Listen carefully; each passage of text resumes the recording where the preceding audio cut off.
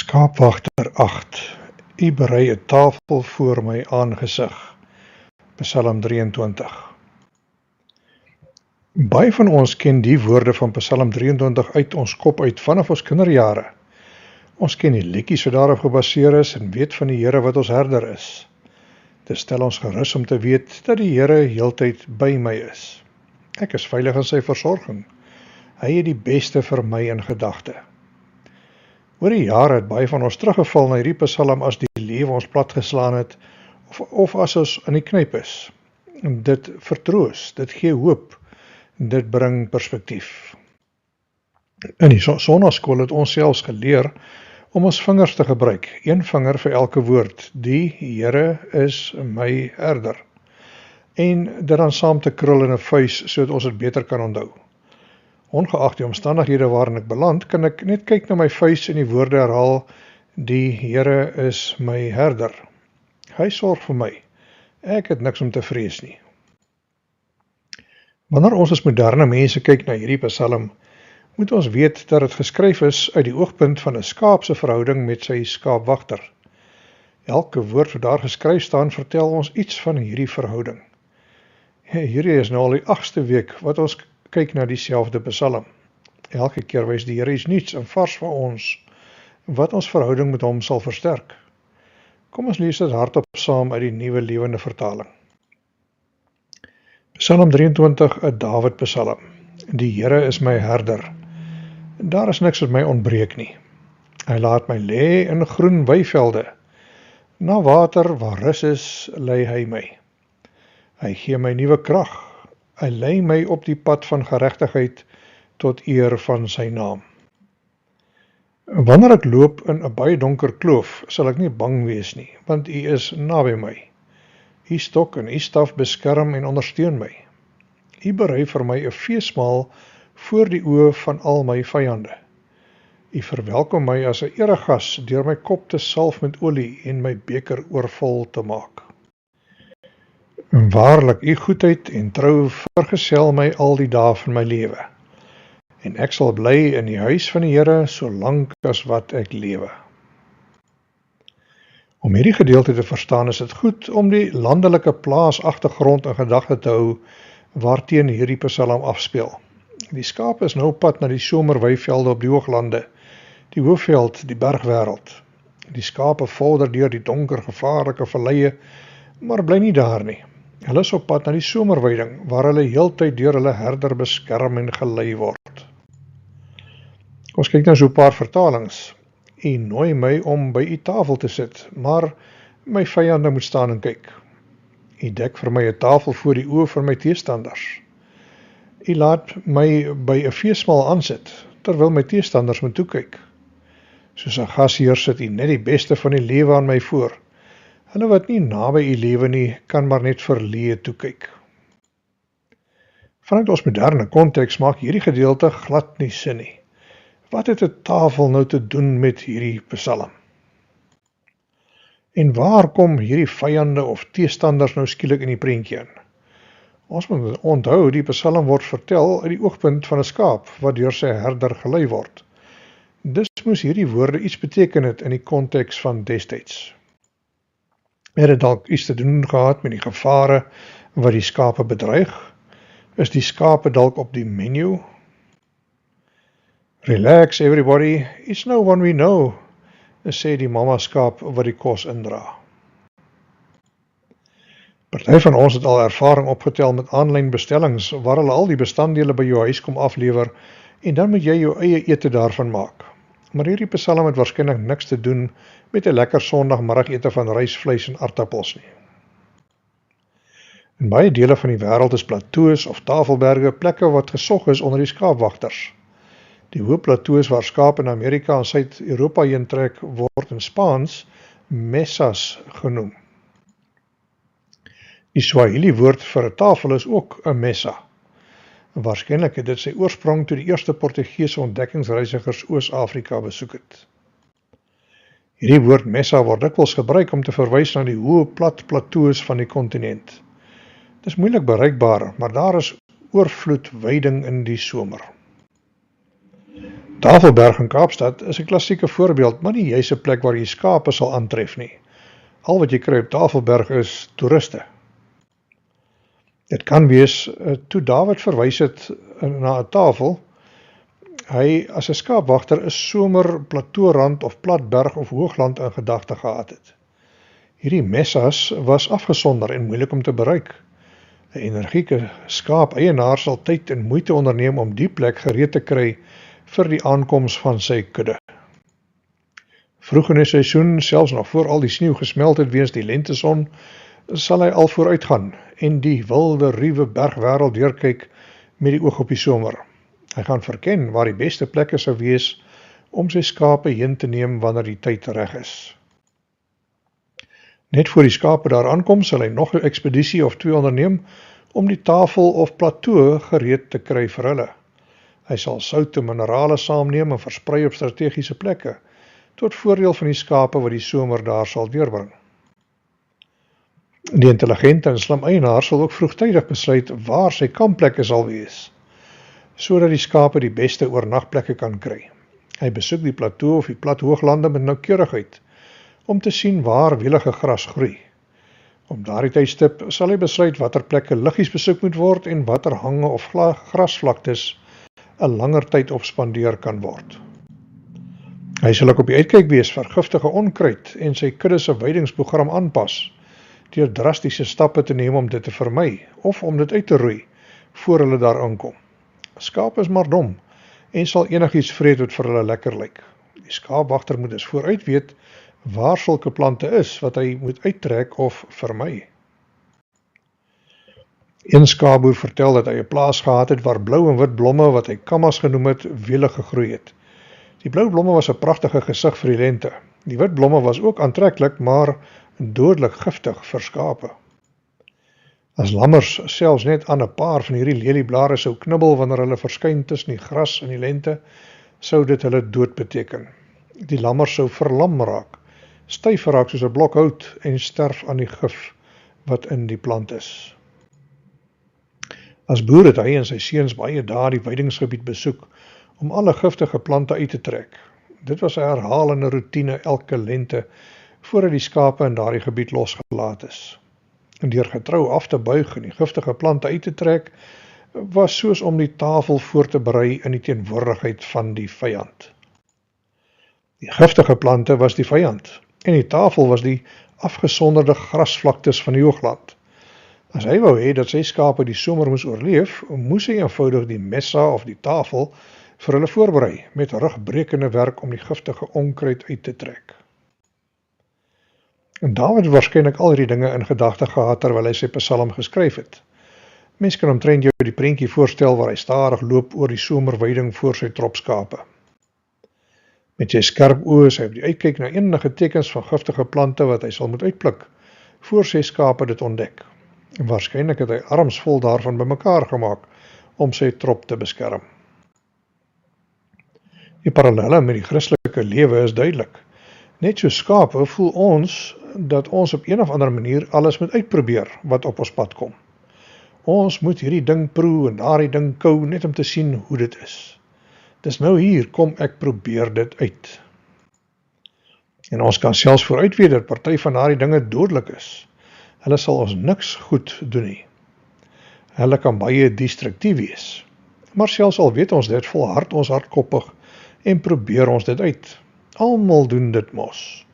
Ons wil nie na raad luister nie, ons is soms niks beter as 'n klomp dom skape nie. Om te keer dat ons in die ellende beland, moet ons onthou dat ons meester alreeds voor ons daar was en besig is om die terrein voor te berei wat ons skade sou kon aandoen. Hy maak as ware die tafel gereed vir ons. 'n Klassieke voorbeeld hiervan was toe Jesus vir Petrus gewaarsku het dat die Satan begeer om hom te versoek en hom te sif soos koring. Maar Christus het toe al uitgewys dat hy gebid het vir Petrus, dat sy geloof nie sal val nie, ten spyte van die moeilikheid wat hy gaan beleef. Hy het geweet Petrus gaan hom 3 maal verloon. Toe Petrus dus uiteindelik uitgevang word 'n paar uur later, het Jesus se woorde waar geword. En toe die haan kraai, het Petrus bygeval dat Jesus dit voorspel het. Omdat Jesus vir hom gebid het hierdie laagtepunt nie vir Petrus ontspoor nie, maar kon hy later sy broers lei. En so is dit tot vandag toe. Ons goeie herder gaan voor ons uit in elke situasie. Hy is op die uitkyk na gevare wat ons mag teekom. En hy bid vir ons, sodat ons nie ons geloof sou verloor of ingee vir die versoekings nie. Hy berei die tafel voor in die aangesig van sy teestanders. Nog 'n taak wat 'n goeie skaapwagter het, is om op die uitkyk te wees vir roofdiere. Hy sal rondkyk vir tekens en spore van wolwe, jakkalse, bere en wilde katte. As hulle die trop sou molesteer of aanval, sal hy hulle jag tot hy hulle kry, of groot moeite aangaan om hulle van kant te maak, sodat sy kudde in veilige vrede kan wy. Wat dikwels gebeur is dat hierdie roofdiere op die hoogtes wegkruip en elke beweging van die skape dophou in die hoop dat hulle 'n vinnige aanval kan loods wat die trop op loop kan laat sit. Dan sal een van die trop maklike prooi word vir die aanvaller se tande en kloue. Die prentjie wat hier geteken word is vol van drama, aksie en afwagting met die moontlike dood op die horison. En dit verwag van die skaapwagter om wakker te wees, daar waar hy sy skape oppas op die tafelland of die plateau, om potensiële vyande te identifiseer, sodat hy kan keer dat hulle sy trop aanval. En dit is sy voorbereiding en doelbewuste uitkyk vir so 'n moontlikheid wat keer dat sy skape vermink of gedood word deur die roofdiere. Dit teken vir ons 'n wonderlike prentjie van ons redder wat elke triek en misleiding van die duiwel ken. Ons is altyd in gevaar van 'n volgende demoniese aanval. Die skrif verwys na die vyand as 'n brullende leeu wat rondloop om te kyk wie hy kan verslind. Dis deesdae mode onder baie Christensirkels om die duiwel af te maak as niks nie. Daar is selfs 'n poging om hom af te skryf of af te lag asof hy maar net 'n grappie is. Ons teken hom as ou sekelstert en die strokies, 'n lawwe karakter waarmee kinders bang gemaak word, amper soos die tokkolosie. Party mense trek selfs hulle kinders aan om soos die duiwel te lyk en dink dan hulle is vreeslik oulik en cute. Ons moedig ons kinders aan om deel te neem aan Halloween en dink dat dit geen negatiewe effek op hulle sal hê nie. I don't wish to be disturbed. If anyone calls, tell them I'm in the details. Party ontken selfs dat daar 'n wese is soos die Satan, of dat hy hoegenaamd bestaan. The secret of our relationship? Easy. She just acts as if I don't even exist, verduidelik die duiwel aan die beraader. I demand to see a lawyer. You've certainly come to the right place, sê die duiwel. Ons sien egter duidelike bewyse van sy genadeloose aanvalle soos sy verwoesting saai in ons samelewing, waar manne en vroue maklike prooi raak vir sy onderduimse taktieke. Ons sien baie lewens wat verwoes en vermink word deur sy aanvalle.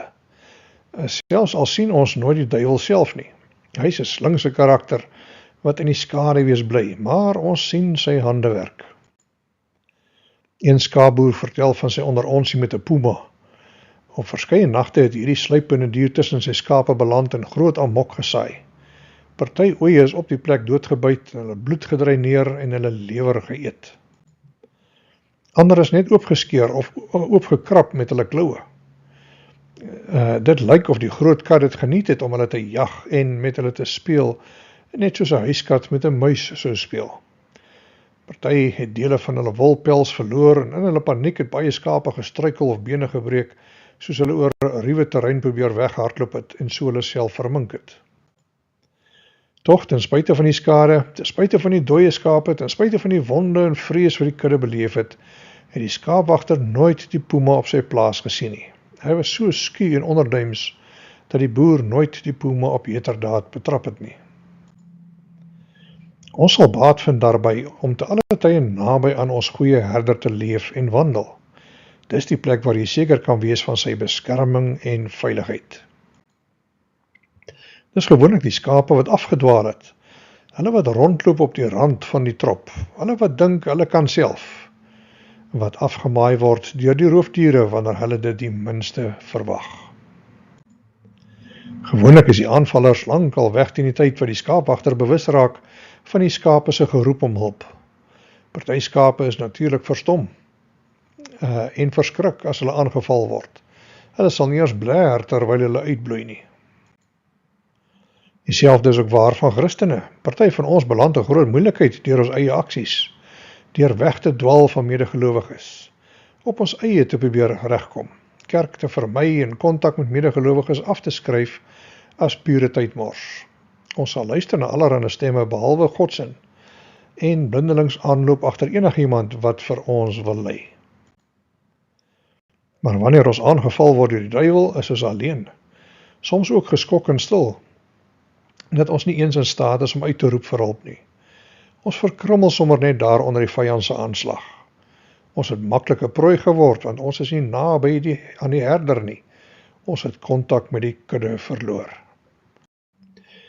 Maar Christus is betrokke en toegewy aan sy kudde, aan elkeen wat hom volg. Hy sal die vyand se werking nie sommer net toelaat nie. Ons skaapwagter is op die uitkyk vir ons om sulke amok te voorkom. Dikwels weet ons nie eens waarvan hy ons alles beskerm nie. Hy wil hê dat ons bergtop ervarings tye van groot plesier en rustigheid sal wees. En dit sal so wees as ons sou besluit om naby aan hom te bly waar hy ons kan beskerm. Soms kan dit gebeur dat mens so leef van een bergpiek ervaring tot 'n volgende een, dat mens vergeet om tussenin vas te hou aan Jesus wat die hele tyd met jou tyd wil spandeer. Lees die woord van God elke dag, spandeer tyd om met hom daaroor te gesels, en luister na wat hy vir jou wil sê deur die Heilige Gees, terwyl jy die rol van die goeie herder in jou lewe bedink. Daar word die storie vertel van 'n vrou wat aangejaag gekom het na die verkeerslig, haastig om by die huis te kom. Net toe sy amper daar is, verander die lig na oranje, maar die ou voor haar begin te stop. Sy het gevoel dat hy moes oorgejaag het voor die rooi lig sou aanbreek, want sy sou dit dan ook betyds kon maak. So lê sy op haar toeter, waai haar arms, sy was woedend vir die ou wat gestop het, en het allerhande vulgêre woorde op hom geskree in haar frustrasie. Sy het haar kans gemis om deur die verkeerskruising te kom. In die proses het sy haar selfoon laat val, sowel as haar lipstifie wat sy besig was om aan te sit. Sy was nog besig om te skree op die ou voor haar, toe sy geklop hoor aan haar venster. Sy kyk op en sien 'n polisieoffisier, wat baie ernstig lyk. Hy beveel haar om uit die kar te klim met haar hande omhoog. Sy word net daar geboei en in die polisiekantoor toe geneem, waar sy deursoek word, haar vingerafdrukke word geneem, foto's word van haar geneem, en dan word sy in 'n sel geplaas. Na 'n paar ure in die sel het 'n polisieman haar sel oopgesluit en haar teruggeneem na die toonbank, waar sy ingeboek is. Daar het die polisieman wat haar gearresteer het gewag met al haar persoonlike items. Hy sê, ek is baie jammer vir die fout. Jy sien, ek was agter jou kar gewees toe jy jou toeter geblaas het vir die ou voor jou by die verkeerslig. Ek het gesien hoe jy allerhande vulgêre handgebare maak en hom so uitgevloek het, dat die see hom nie sal kan afwas nie. Dis toe wat ek op jou bumpersticker sien op die kar, what would Jesus do? En die volg my na die sonnaskool sticker agter op jou ruit. Ek het selfs die Christelike kroonplakker van 'n vis op jou kattebak gesien. Dis het ek aangeneem dat jy die kar gesteel het. Geen Christen sou so opgetree het nie. Dis het ek aangeneem jy is 'n skerminkel. Om die tafel vir ons voor te berei in die teenwoordigheid van ons vyande, beteken God se voorsiening en beskerming wanneer ons omsingel word deur allerlei dreigemente van vrees, skuldgevoelens of oppositie. Dit is nie 'n goddelike belofte dat hy die vyand sal wegvat nie, maar dat ons in vrede sal kan wandel, selfs al is die vyand rondom ons, want hy is by ons. Daar is nog 'n taakie wat die skaapwagter afhandel, wanneer hy die plek voorberei vir sy skape op die tafelland of die hoogland of die plateaurand. Hy maak seker dat die watergate, fonteine en drinkplekke oop is vir sy kudde. Hy verwyder die takke, blare, klippe en grond wat in die waterbronne geval het tydens die herfs en die winter. Dit mag dalk nodig wees om klein dammetjies reg te maak sodat dit meer water kan hou. Hy sal ook die fonteine oopkrap wat toegegroei het van die gras en bosse en onkruid. Dit is alles deel van sy voorbereiding van die tafel vir sy skape, wat in die somer daar sal gaan by. Die parallel in die Christelike geloof is dat Christus, ons goeie herder, self voor ons uitgegaan het in elke situasie en extreme ding wat ons sal teekom in die lewe. Hy is versoek, net soos ons. Hy was volledig mens, net soos ons, en is intiem bekend met ons swaar kry, ons hartseer en ons worstelings met die lewe. Hy was 'n man wat bekend was met krankheid en hartseer. Hy verstaan ons, hy het homself ten volle geïdentifiseer met die menslike ras. Dis dat hy omgee en kompassie vir ons, wat vir ons moeilik is om te begryp.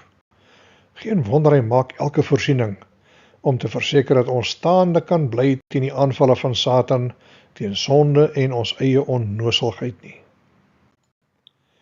Ons kan seker wees dat hy ook in soortgelyke situasies was. As jy hom toelaat, sal hy nou weer saam met jou daardeur gaan. Daarom is jou kanse op oorlewing uitstekend. Ons weet nie watter gevare en krisisse alles vir ons voorlê nie. Ons hoef maar net die nuus te kyk om te sien dat die wêreld soos ons hom ken aan die verander is. Daar is allerlei nuwe dinge wat ons stabiliteit bedreig. Die nuus wat ons hoor is meestal nie rooskleurig nie. Maar ons hoef nie in sak en as te sit of boedel oor te gee nie. Ons hoef dit nie alleen aan te pak nie. Ons het 'n herder wat saam met ons reis deur die lewe en hy is heeltemal daartoe in staat om ons deur al die moeilikheid en gevare heelhuids te kry. Solank as dit ons rus in hom, ons vertroue in hom sit om vir ons te sorg, kan ons Christelike lewe gekenmerk word deur 'n bonatuurlike kalmte en stille vertroue. Die Christelike lewe kan dus 'n bergtop ervaring wees, 'n belewenis van 'n tafel wat vir ons voorberei is, omdat ons gedurig onder die sorg van Christus is. Hy was lank voor ons al oor die terrein, en het die tafel vir ons voorberei in die teenwoordigheid van ons vyande wat daarop uit is, om ons te verwoes as hulle sou kon. Dit is bemoedigend om te weet dat daar in die lewe positiewe tye van lig is, maar daar kan ook tye van donker skaduwees wees. Mountaintops are for views and inspiration, but fruit is grown in the valleys, en Billy Graham geskryf. Net so is daar in die Christelike lewe valleie en bergtoppe. Te veel mense neem aan dat as jy Christen sou word, die lewe outomaties een wonderlike tuin van plesier sal wees. Dis egter nie die geval nie. Dit kan maklik 'n tuin van verdriet word, net soos ons redder in die tuin van Getsemane beleef het. Dit is 'n plek van rus, maar ook 'n plek van arrestasie en verraad. Iemand het eendag uitgewys dat jy nie berge kry sonder valleie nie.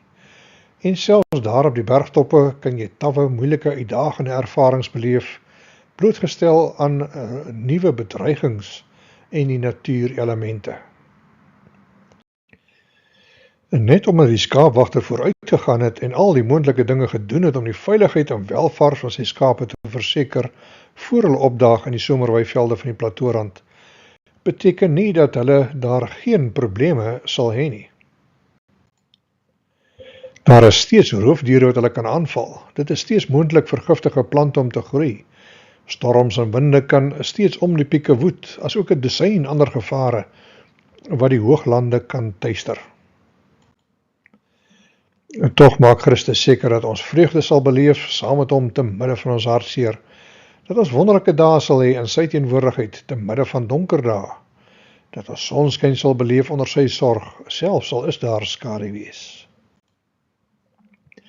Dis nie altyd so duidelik vir ons watter persoonlike prys dit vir Christus gekos het om die tafel vir ons voor te berei nie. Hy het betaal vir ons sonde, ons skande, ons pyn, ons foute van die verlede, ons verwerping en alleenheid, ons slawerny en sonde, ons geestelike dood. Hy het alles betaal. Daar is niks wat ons kan byvoeg nie.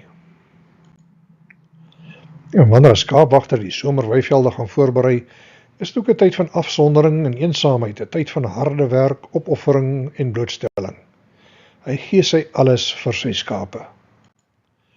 Vir Jesus het dit beteken die eensame worsteling van Getsemane, net voor sy arrestasie. Daarna was hy man alleen in Pilatus se hofsaal, omring deur baie vyande. Toe kom die eensame terreur van Golgotha. Dit het ons meester baie gekos om vir ons die tafel voor te berei. Wanneer ons die nagmaal saam gebruik, is dit 'n fees van dankbaarheid vir sy oneindige liefde en omgee. Maar dit is ook 'n ongelooflike persoonlike koste wat dit vir hom ingehou het om daardie tafel vir ons voor te berei. Hier op die tafel het ons vandag items van brood en wyn wat ons herinner aan daardie persoonlike koste wat dit vir ons herder ingehou het. Dis 'n teken van die grootste demonstrasie van ware liefde wat die wêreld nog ooit gesien het.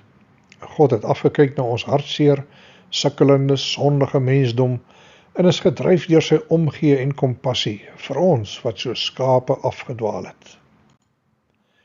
Ten spyte van groot persoonlike koste om ons te red vanuit ons dilemma, het hy gekies om af te kom en onder ons te kom woon, sodat hy vir ons kan verlos. Dit het beteken dat hy sy hemelse heerlikheid en posisie tydelik moes agterlaat. Hy wat geen foute gemaak het nie, wat perfek is, het geweet dat hy blootgestel sou word aan aaklige aanvalle van bespotting, valse aanklagte, allerlei skewe gerugte, kinderstories en persoonlike aanvalle, wat hom sou uitkry as 'n vraat, 'n dronkaard, 'n vriend van sondaars. Hy sou sy reputasie verloor deur fisiese lyding, emosionele wroging en geestelike pyn. Sy koms na die aarde as die Christus, as Jesus van Nasaret, was 'n geval van selfopoffering wat sy hoogtepunt bereik het aan die kruis op Golgotha. En daar het hy sy lewe neergelê. Sy liggaam is gebreek, sy bloed is uitgegiet, as simbole van sy selflose opoffering, sy liefde vir ons as sy kudde. Dit was God in aksie, wat mense kon verlos het van hulle eie selfsugtigheid, hulle eie dom besluite, hulle eie vernietigende instinkte, net so skape wat nie hulle self kan help nie. Al was ek die enigste persoon op aarde, sou hy vir my gekom het.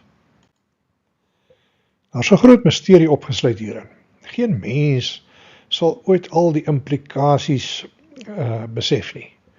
God se goddelike liefde en selfopoffering is so vreemd vir ons wat selfgesentreerd leef.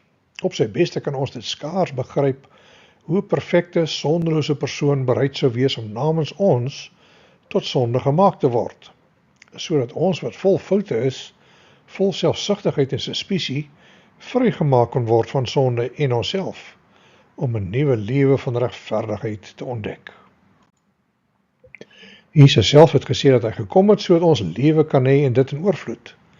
Net soos 'n skaapwagter opgewonde is om te sien hoe sy skape floreer op die ryk hooglande tydens die somer, net soos ons goeie herder baie bly as hy sien hoe ek floreer op die tafelland van 'n oorvloedige lewe wat hy moontlik gemaak het vir my. Deel van die misterie en wonder van Golgotha is God se liefde wat hande vat met sy begeerte om my te sien floreer op 'n hoogland.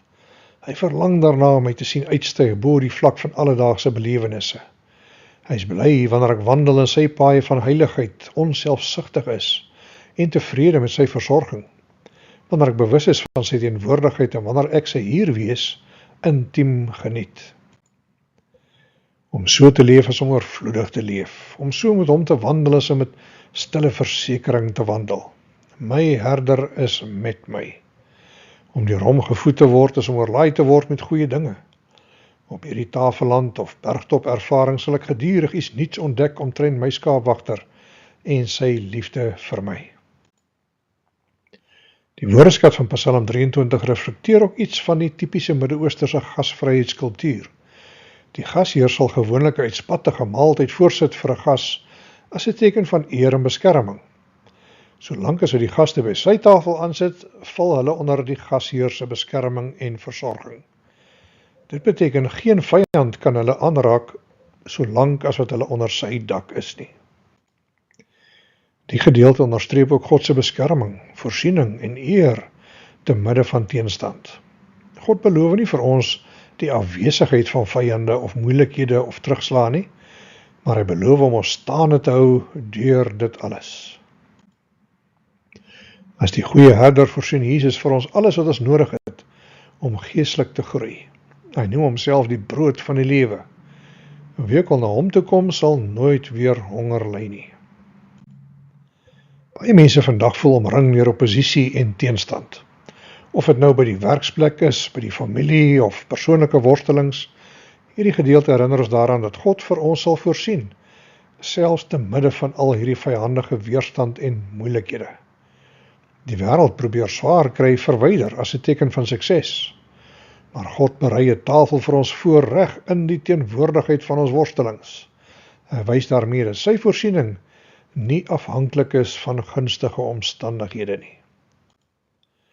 Psalm 138 vers 7 sê, wanneer ek in die moeilikheid is, help U my. Mense kry my nie onder nie. U keer dat mense wat my wil seermaak dit reg kry. U red my uit hulle kloue. Sometimes God protects us from what we think we need, and instead blesses us with what we didn't think to ask for. Vir elkeen wat swaar onmoontlike tye in die gesig staar, wil God sê, ek nooi jou uit om te kom aansit by my tafel, waar vrede en voldoende voorsiening is, te midde van die storms wat jy om jou hoor loei. En dalk voel jy ontmoedig, want jou lewe is nie vry van moeilikheid nie. Maar hierdie vers herinner ons daaraan dat God se seëninge nie afwesig is in moeilike tye nie, maar dat hulle beskikbaar is te midde van sulke tye. Vir hulle wat leeg voel is daar die boodskap dat God se seën oorvloedig is. Daar is meer as genoeg. Hy is nie 'n God van skaarste en amper genoeg nie, maar 'n God van oorvloedige genade. Ons leef in 'n kultuur waar daar 'n konstante soeke is na meer geld, meer erkenning, meer sekuriteit, maar hierdie vers herinner ons daaraan dat God ons betroubare bron van oorvloed is. Dit maak nie saak watter uitdaging jy in die gesig staar hierdie week nie. God is jou gasheer, jou voorsiener, jou beskermer. Skuif jou fokus weg van die vyande, van die moeilikhede, na die oorvloedige banket wat God vir jou voorberei het. Swaar tye verminder nie God se guns en seëninge nie, maar hulle beklemtoon dit juis teen die agtergrond van ons uitdagings. Dalk stem jy saam met hierdie ou se siening. We don't grow when things are easy. We grow when we face challenges.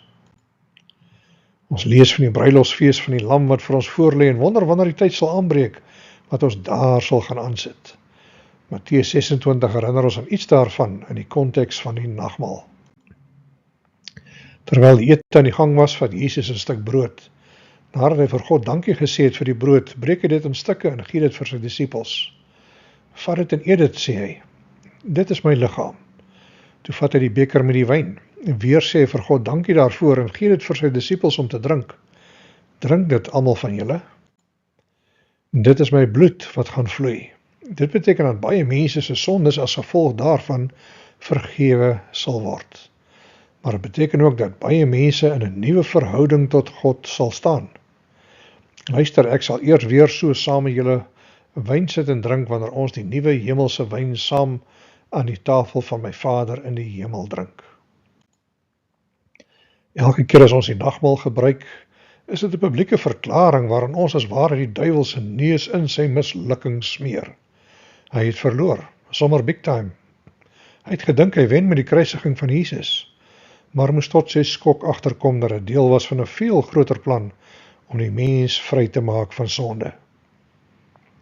Elke keer as ons die nagmaal gebruik, is dit in die teenwoordigheid van ons nommer 1 vyand, die duiwel, wat herinner word aan sy lot wat vir hom voorlê. Jesus het hom reeds oorwin.